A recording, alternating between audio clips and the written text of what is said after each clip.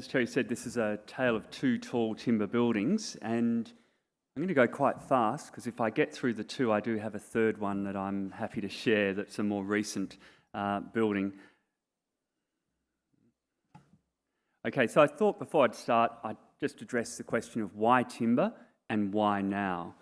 And I think there are both particularly environmental reasons at the moment to go with timber, but there are also emotive reasons. So we all know the Intergovernmental Panel on Climate Change has said that if we continue our emission of greenhouse gases, there will be severe and pervasive effects on our climate.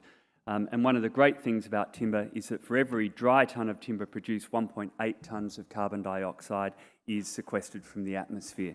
So there's a great kind of reason to run with timber. I'm going to apologise for the graphics. Sorry, we've used a typeface on PowerPoint and you can see it's all become scattered. But really, if we're using timber buildings, it's going to help reduce our greenhouse gas emissions in Australia. We're heading towards reducing those emissions in accordance with the Paris Climate Accord, and you can see clearly from that graph that we are heading in the wrong direction at the moment. But the emotional reason is that we are all biological organisms and we do have a need to connect with nature. And being around buildings with natural materials help that biophilic sense of connection with nature. As an architect, I'm sure you all like using natural materials, and if you can have a building that is completely made out of timber, I think you get a much more organic connection with the natural environment. Now, before we roll into these two buildings, I'd just like to remind everyone that timber is not a new material. It has been around for a long time. We've actually worked on a lot of timber buildings. This is a 200-metre long wharf, stevedoring wharf in Sydney. There's actually two of these side by side that we refurbished. It's a timber and steel structure. We inserted new floors and converted that wharf structure into an innovative series of small offices that people own of varying sizes and scales. This is another wharf that we converted. It's a predominantly timber wharf. This is in its stripped back state, so we literally took everything off the wharf, refurbished it fully. Some of the cladding is corrugated iron. That's what it looks like today. So it was fully put back together, repainted and brought back to life. New floors were inserted in both the upper hall and the lower hall using steel and timber, so drawing on the technology of the original building. And giving it a new life.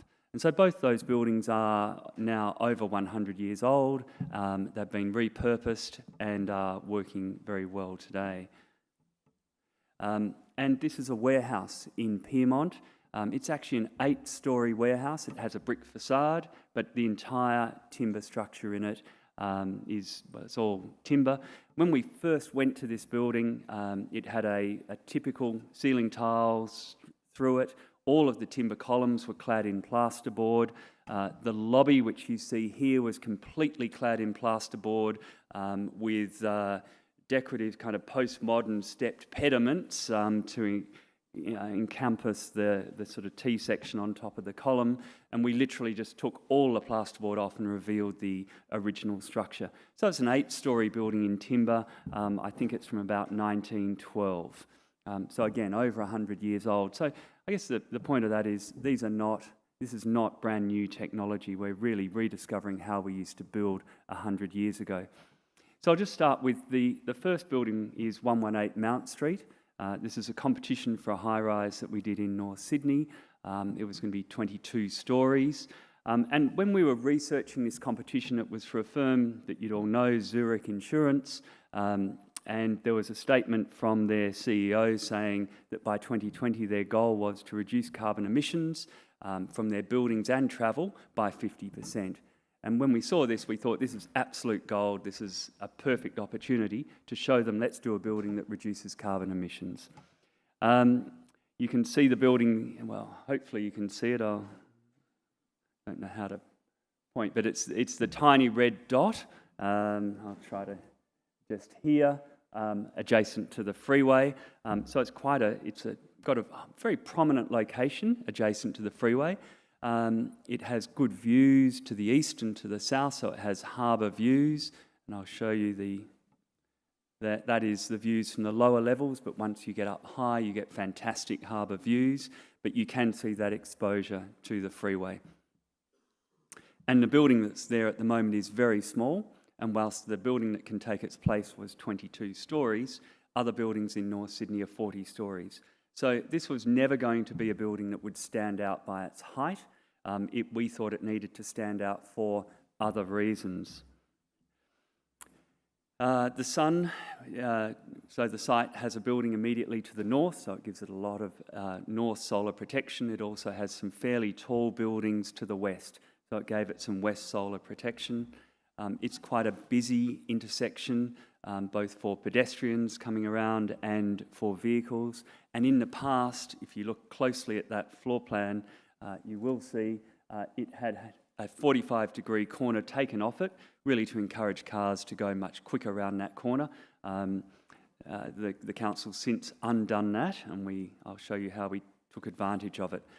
This is the planning envelope, known as a DCP envelope in Sydney, and it does align with the major street wall along here, but it was set back. So we needed to create a 6-metre setback from the adjoining building to create separation between the buildings, both for fire, and the adjoining building had windows in it. We used that separation to insert the core on the north elevation, which was smaller than the floor plate itself, so it was pulled back. And then on the Mount Street elevation, it had a small podium which we felt did not work with the context. So we pulled the building envelope out to the street, and you can see how that aligns with other buildings that are aligned with the street along Mount Street. And we did the same along the laneway, so we created a much simpler building envelope. And as I mentioned, it has a 45-degree corner. We took advantage of pushing that corner out to the original property boundary, but we needed to cantilever over because the owner of the building had not yet bought back the original property that they gave up. But the street alignment had been restored, and we saw the opportunity to create a better urban form by hugging that corner. And finally, it was quite an odd-shaped building, so we softened the corners to try to give it a more cohesive form that you will see in plan. So here's the plan. You can see the core on the north. The core was going to be built out of CLT. It has escape stairs at either end that get natural light, so the stairs were going to be used as communicating stairs between levels. You can see the low-rise lifts there and the bathrooms tucked in behind, and that timber structure. It's a 6-metre by 8-metre grid. And then you can see out of the core there are 2 diagonal struts, so it's a very narrow core, and for lateral stability we needed to give it a stiffness in its north-south direction. So those 2 struts come out of the core and span over 2 levels. The high-rise, the low-rise lifts drop off, the bathrooms come out and engage those diagonal struts, and we get the same floor plate at the top levels. This is a view from above and underneath of the timber structure. So we were using twin paired LVL beams that clasped around the columns, and if you look at the bottom diagram you can see the beginning of the diagonal strut, so that goes through one floor and up through the next floor to help with the lateral stability of the building. And so there you see it as a timber structure with the diagonal struts here connecting to the columns, and using CLT floor planks, CLT core, LVL beams and timber columns. Next we lifted the building up, so it's a very busy intersection, a lot of cars, and we felt we wanted to create a semi-public place inside the building that people could enjoy. It's quite a noisy environment on the outside, so we didn't create a public outdoor space, but saw the opportunity to create somewhere indoors with a cafe where people could come in, work, relax, have informal meetings, have a coffee, and of course that is expressing the timber construction of the building.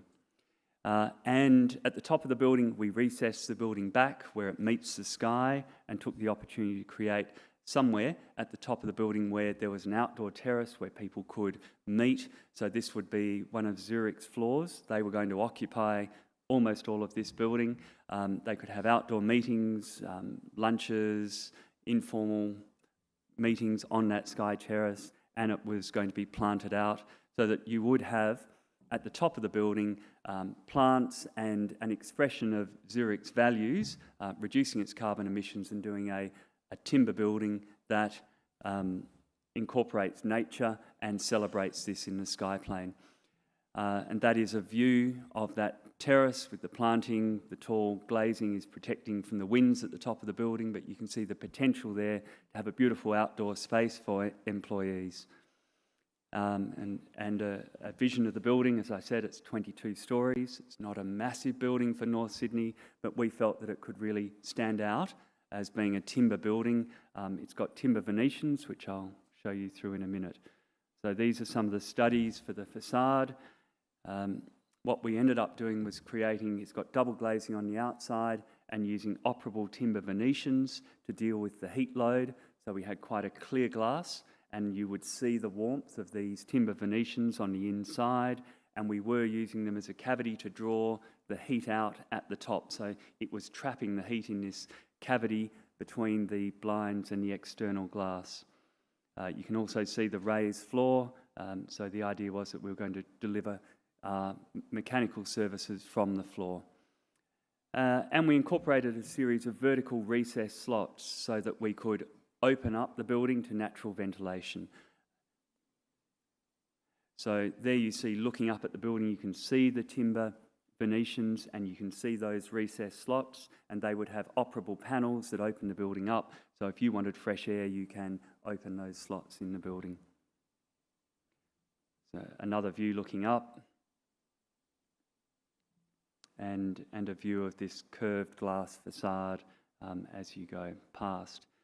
Now, we thought this was a great idea, that this would have been the tallest timber building in the world. Cross-laminated timber would have really talked about their commitment to sustainability and would have sequestered CO2 from the atmosphere. So we thought it totally aligned with their vision and what their CEO had said publicly. Unfortunately, we forgot that Zurich are a insurance company at heart, so their business is risk management. And they thought, whilst they loved the idea, they were not prepared to take on the risk. So they're actually building a building quite similar, but it's a concrete building with timber blinds on the outside. So, but we thought this building really would have philosophically fitted in with what they're doing. The experience was great though. It did lead us to another building. This is called 25 King Street, which we are in construction on at the moment. It's in Brisbane. It is 10 floors. It will be, we understand, the tallest timber building, timber commercial office building in the world, not residential, and have the largest floor plate of a timber building in the world. So that's the CTBUH page. The idea of the building is that it would use its timber to pick up on what's known as the Queensland vernacular. So the Australians in the audience would know that Queenslanders have broad verandas in timber around the outside that are climate modifiers to their buildings because they're a subtropical climate. And we felt timber construction was appropriate, and you'll see our kind of contemporary veranda, if you like, which is a south-facing glazed element on this building. So the building is part of the Royal Agricultural Showgrounds urban renewal project. It's just outside the Brisbane CBD. It's an area that's being converted into a mixed-use office and residential precinct. The site, 25 King, has a car park to the north and that north sun, so we put the core on the north. It was fairly unsightly looking over this at-grade car park. We did have west solar issues and a 52-metre maximum height.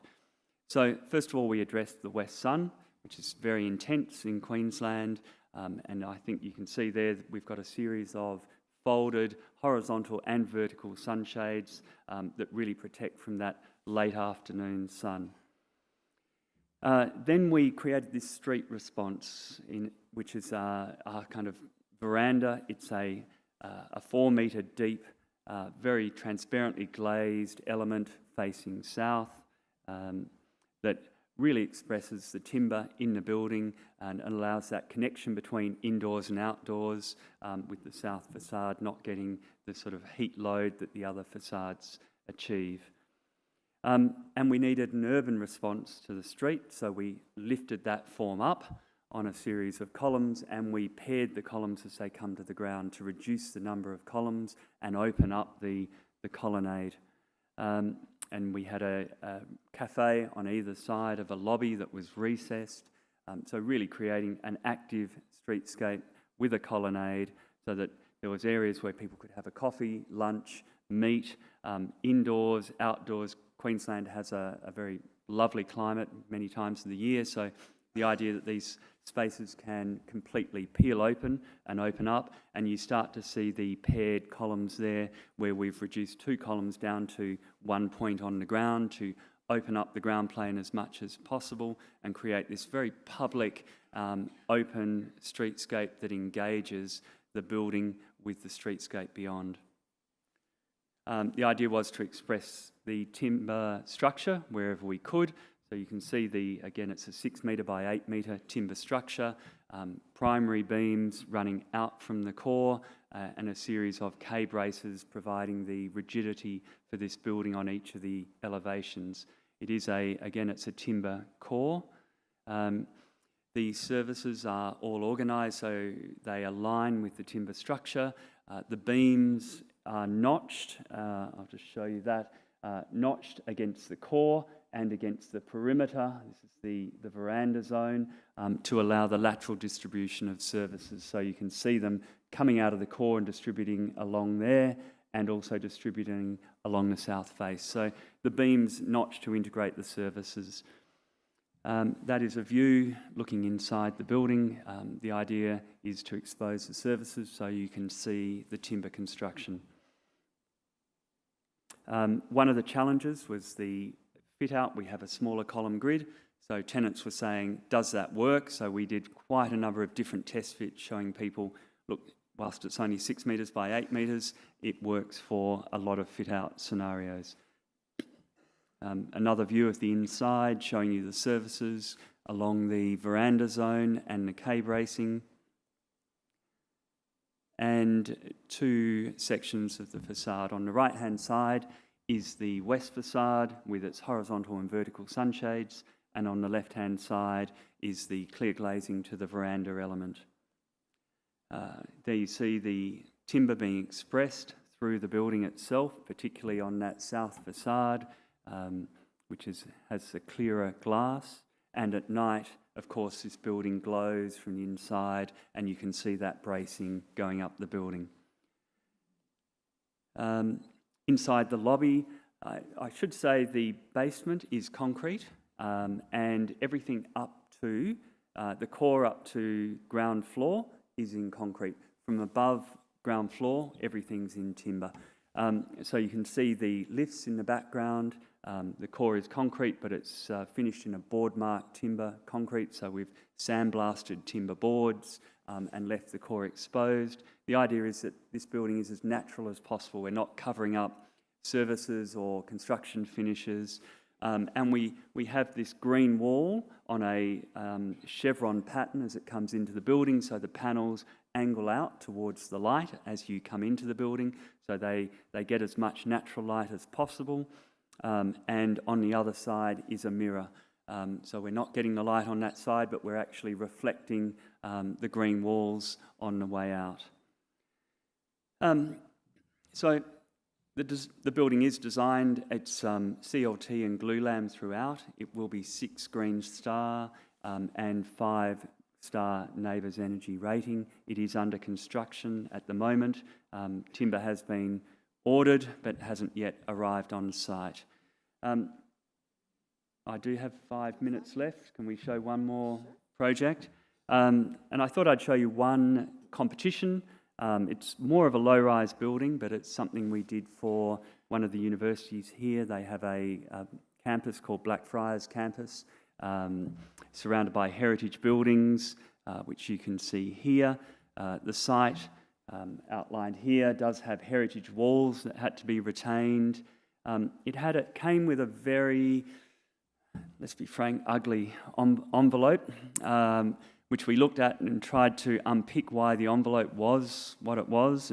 And we could see that it was set back to ensure solar access to this adjoining residential building, so that setback seemed to make sense to us. It was set back on the other side to ensure solar access to the adjoining university's public space. That made a lot of sense to us. And it wasn't set back on the south boundary. And so it overshadowed its own internal courtyard space. And we thought that literally makes no sense to us, so we tried to solve that. So what we did was created a pitched roof form, protected the solar access to the neighbours, to both sides, and we were getting extra floor space as we moved out into those pitched roof forms. There you see from the adjoining property and their public space the pitched roof form allowing the solar access through.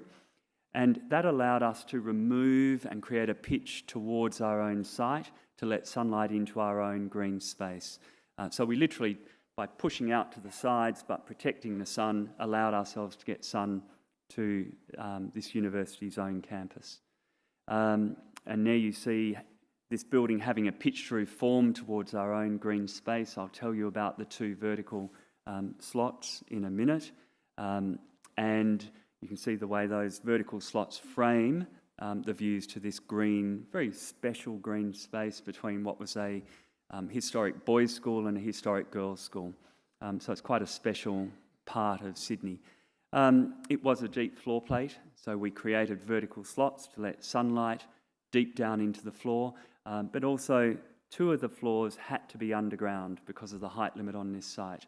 So we're letting light right down deep into the building, and they are the vertical slots, and they gave great kind of views out, framing some of the tall spires that were on the campus and replicating that verticality of the campus. And so there you see the building in section. You can start to see the two floors that are underground and the vertical slots through the building. Those slots were used to reflect light down inside them. We used solid timber balustrades to give a warm, reflected light down inside, and also as a heat recovery device.